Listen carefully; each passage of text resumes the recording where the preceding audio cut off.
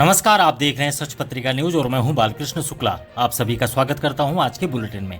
आज के बुलेटिन की शुरुआत करते हैं हरियाणा राजस्थान की सच्चाई से। उसके बाद दिखाएंगे क्षेत्र की तमाम बड़ी खबरें। यदि आप चाहते हैं सबसे तेज, सच और सटीक खबरें तो चैनल को सब्सक्राइब करना बिल्कुल न भूलें। राजस्थान सरकार द्वारा चलाई जा रही हरियाणा राजस्थान जैसी महत्वाकांक्षी पर्यावरणीय योजनाओं की जमीनी सच्चाई सामने आने लगी है। जिला प्रशासन भले ही जिले में 15 लाख पौधे लगाने का दावा कर रहा हो, लेकिन बीते वर्ष खुद प्रभारी मंत्री, प्रभारी सचिव और कलेक्टर द्वारा लगाए गए पौधे सूख चुके हैं। इससे सरकारी दावों की साख पर सवाल खड़े हो गए हैं और इस पूरे पौधारोपण अभियान की गंभीरता पर भी संदेह गहराने लगा है। 14 जुलाई 2024 को कोटपुतली के राजकीय एलवीएस पीजी कॉलेज के मैदान में एक पेड़ मां के नाम अभियान के तहत जिले के प्रभारी मंत्री विजय सिंह चौधरी, तत्कालीन प्रभारी सचिव शिव प्रसाद नकाते, कलेक्टर कल्पना अग्रवाल, विधायक हंसराज पटेल और प्रशासन तथा पुलिस के तमाम आला अधिकारियों ने जन सामान्य के बीच पर्यावरण संरक्षण का संदेश देते हुए उत्साहपूर्वक पौधारोपण किया था। उस समय पर्यावरण सुरक्षा और पौधों के संरक्षण को लेकर बड़े बड़े दावे किए गए थे। मंत्री विजय सिंह चौधरी ने खुद आमजन से आह्वान किया था कि वे न केवल पौधे लगाएं बल्कि उनकी देखभाल को भी जीवन की प्राथमिकता बनाएं। लेकिन आज मात्र 1 साल बाद उन्हीं पौधों का कोई अता पता नहीं है। मौके पर जाकर देखा गया तो एलवीएस कॉलेज परिसर में लगाए गए अधिकांश पौधे या तो सूख चुके हैं या पूरी तरह से नष्ट हो चुके हैं। हालात इतने चिंताजनक हैं कि कई स्थानों पर तो पौधों के नामो निशान तक नहीं बचे। ऐसे में सवाल उठता है कि जब खुद मंत्री और वरिष्ठ प्रशासनिक अधिकारियों द्वारा लगाए गए पौधों की देखभाल नहीं हो सकी तो फिर आमजन या अन्य संस्थानों द्वारा लगाए गए पौधों की क्या स्थिति होगी। सिर्फ एलबीएस कॉलेज ही नहीं बल्कि हिरोड़ा गांव में 7 अगस्त 2024 को आयोजित जिला स्तरीय पौधारोपण कार्यक्रम भी प्रशासन की कार्यशैली पर सवालिया निशान लगा रहा है। हरियाली तीज पर जिले भर में 2,51,000 पौधे लगाने का दावा किया गया था। यहाँ मंच पर मंत्री, सचिव और कलेक्टर द्वारा फिर से बड़े बड़े वायदे किए गए थे। नगर परिषद को पौधों की तारबंदी और नियमित देखभाल के आदेश भी दिए गए थे। लेकिन जमीनी हकीकत यह है कि यहाँ भी बड़ी संख्या में पौधे मवेशियों की भेंट चढ़ गए हैं। तारबंदी टूटी पड़ी है और सुरक्षा की कोई व्यवस्था नहीं दिखती। हिरोड़ा और एलवीएस कॉलेज दोनों ही स्थानों पर हालात एक जैसे हैं। कुछ गिने चुने पौधे भले ही जीवित हैं, लेकिन समग्र अभियान की सफलता पर गहरा प्रश्न चिन्ह लगा है। मजे की बात यह है कि इन्हीं असफल स्थानों पर नगर परिषद फिर से पौधारोपण करने की तैयारी में जुटा है। गड्ढे खोदे जा चुके हैं और लाखों रुपए फिर से खर्च किए जाएंगे। इस बार प्रशासन ने 15 लाख पौधे लगाने का लक्ष्य रखा है और नई जिला कलेक्टर प्रियंका गोस्वामी हर बैठक में अभियान की मॉनिटरिंग करने और दिशा निर्देश देने में सक्रिय दिख रही हैं। लेकिन जनता पूछ रही है कि जब बीते वर्ष के पौधे अब तक जीवित नहीं रह सके तो इस वर्ष कितने पौधे वास्तव में बचेंगे। पौधारोपण अभियान सिर्फ दिखावे की रस्म बनकर तो नहीं रह गया। स्थानीय लोगों की चिंता भी यही है कि यदि मंत्री और प्रशासन के सामने लगाए गए पौधों की ऐसी दुर्गति हो सकती है तो अन्य गांवों और कस्बों, स्कूलों में लगाए गए पौधों की स्थिति की कल्पना भी मुश्किल है। ऐसे में सरकार और प्रशासन को यह सुनिश्चित करना होगा कि पौधारोपण सिर्फ आंकड़ों और रिपोर्टों तक सीमित न रह जाए बल्कि जमीन पर भी हरा भरा नजर आए, वरना हरियाणा राजस्थान जैसे अभियान महज कागजी हरियाली बनकर रह जाएंगे। अब देखते हैं सड़क पर क्यों रुक गई वृद्ध की अंतिम यात्रा। नगर परिषद की लापरवाही और डंपिंग यार्ड की बदइंतजामी पर मंगलवार को स्थानीय लोगों का आक्रोश उस समय फूट पड़ा जब उपली कोठी निवासी वृद्ध जगदीश सैनी का शव अंतिम संस्कार के लिए ले जाया जा रहा था और रास्ते में कचरे के ढेर और कीचड़ ने शव यात्रा को रोक दिया। हालात ऐसे हो गए कि शव यात्रा में शामिल लोगों ने रास्ते में ही शव को रखकर विरोध प्रदर्शन शुरू कर दिया। शमशान भूमि तक जाने का रास्ता कचरे से पटा हुआ था, बदबू और कीचड़ से हाल बेहाल था और शमशान भूमि पर भी कचरा डाला गया था। गुस्साए लोगों ने नगर परिषद पर बरसते हुए मांग उठाई कि हाउसिंग बोर्ड कॉलोनी के पास मौजूद डंपिंग यार्ड को तुरंत हटाया जाए।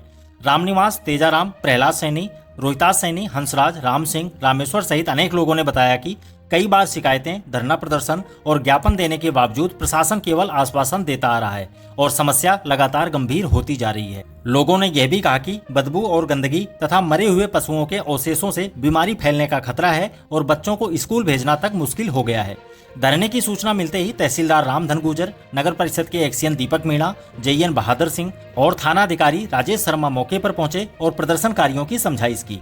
स्थानीय लोगों की मांग पर तहसीलदार ने कहा कि शमशान भूमि के लिए जल्द ही 1 हेक्टेयर भूमि आवंटित करने की प्रक्रिया शुरू की जाएगी और कुछ महीनों में डंपिंग यार्ड को भी दूसरी जगह शिफ्ट किया जाएगा। स्थिति की गंभीरता को देखते हुए मौके पर जेसीबी मंगवाकर रास्ता और शमशान भूमि की सफाई करवाई गई। इसके बाद करीब 3 घंटे बाद लोगों ने मृतक का अंतिम संस्कार किया।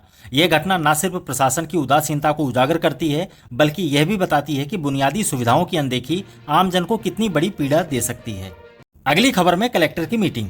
जिले में शहरी विकास और सफाई व्यवस्था को लेकर जिला कलेक्टर प्रियंका गोस्वामी पूरी तरह से सक्रिय नजर आ रही हैं। मंगलवार को जिला मुख्यालय पर आयोजित बैठक में उन्होंने नगर परिषद आयुक्त और जिले भर की नगर पालिकाओं के अधिशासी अधिकारियों के साथ समीक्षा बैठक करते हुए कई महत्वपूर्ण निर्देश जारी किए। बैठक में साफ कहा गया कि सरकारी योजनाओं का लाभ हर पात्र व्यक्ति तक पहुंचे और सफाई व्यवस्था में किसी भी स्तर पर लापरवाही न बरती जाए।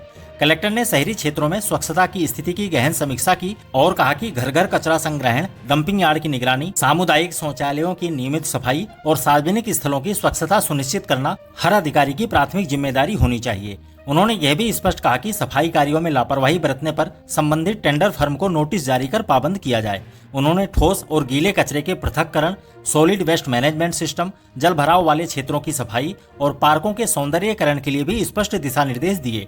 बैठक में विभिन्न योजनाओं पर भी चर्चा की गई। इस दौरान एडीएम ओम प्रकाश सहारण, नगर परिषद आयुक्त धर्मपाल जाट, बहरोड ईओ नूर मोहम्मद, पावटा ईओ फतेह सिंह मीणा, बानसूर ईओ विशाल यादव, नीमराना ईओ राहुल अग्रवाल सहित समस्त शहरी निकायों के अधिशासी अधिकारी मौजूद रहे। अब जिला परिषद में हुई लेखा अधिकारी की नियुक्ति।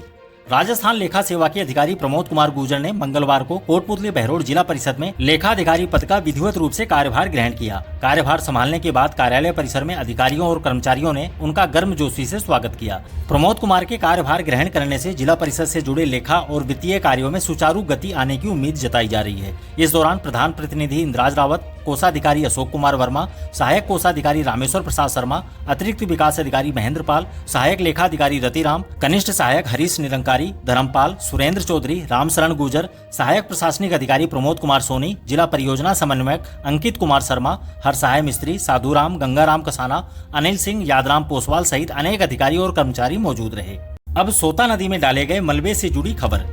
कोटपुतली नीम का थाना स्टेट हाईवे पर 4 लेन सड़क निर्माण कार्य जारी है, लेकिन इसके चलते पर्यावरण को नुकसान पहुंचाने की आशंका भी गहराने लगी है। सरुण क्षेत्र में निर्माण कार्य के दौरान सोता नदी के बहाव क्षेत्र में भारी मात्रा में मिट्टी और मलबा डाले जाने से नदी का प्राकृतिक प्रवाह बाधित हो गया है। इस गंभीर मसले को लेकर ग्रामीणों ने सामाजिक कार्यकर्ता राधेश्याम शुक्लावास के नेतृत्व में तहसीलदार रामधन गुर्जर को ज्ञापन सौंपते हुए तत्काल कार्रवाई की मांग की है। ग्रामीणों ने आरोप लगाया कि निर्माण कार्य में लगी PRL रोड कंस्ट्रक्शन कंपनी ने सोता नदी में निर्माण से निकली वेस्ट मिट्टी और पत्थर बिना किसी अनुमति के डंप कर दिए हैं। इससे न केवल नदी के प्राकृतिक प्रवाह में बाधा उत्पन्न हो रही है, बल्कि बरसात के मौसम में बाढ़ जैसी स्थिति भी बन सकती है। ग्रामीणों का कहना है कि यह कार्य अवैध अतिक्रमण की श्रेणी में आता है। ज्ञापन में मांग की गई है कि RSRDC और संबंधित कंपनी को निर्देश दिए जाएं कि नदी क्षेत्र में डाली गई मिट्टी और मलबा तुरंत हटाया जाए। तहसीलदार रामधन गुर्जर ने मामले को गंभीरता से लेते हुए हल्का पटवारी को मौके पर जांच रिपोर्ट प्रस्तुत करने के निर्देश दिए हैं। अगली खबर सेवा कार्यों की। कोटपुतली के नौरंगपुरा गांव में पूर्व सरपंच संतोष गुर्जर की माता मूर्ति देवी की प्रथम पुण्यतिथि पर विभिन्न सेवा कार्य किए गए। राजकीय उच्च प्राथमिक विद्यालय नौरंगपुरा में एक रक्तदान शिविर का आयोजन किया गया, जिसमें कुल 110 यूनिट रक्त एकत्र किया गया। शिविर के मुख्य अतिथि कोटपुतली विधायक हंसराज पटेल रहे, जिन्होंने रक्तदान को जीवन दान बताते हुए युवाओं को ऐसे आयोजनों में बढ़ चढ़कर हिस्सा लेने का आह्वान किया। कार्यक्रम में कांग्रेस नेता सावंत गुर्जर, एडवोकेट मुकेश चनेजा, राजकुमार सूद, बगड़ावत बंजारा, लालचंद पटेल, गोकुल पटेल, वेदराम चेयरमैन, दाताराम पटेल, हरदयाल समेत बड़ी संख्या में नागरिक मौजूद रहे।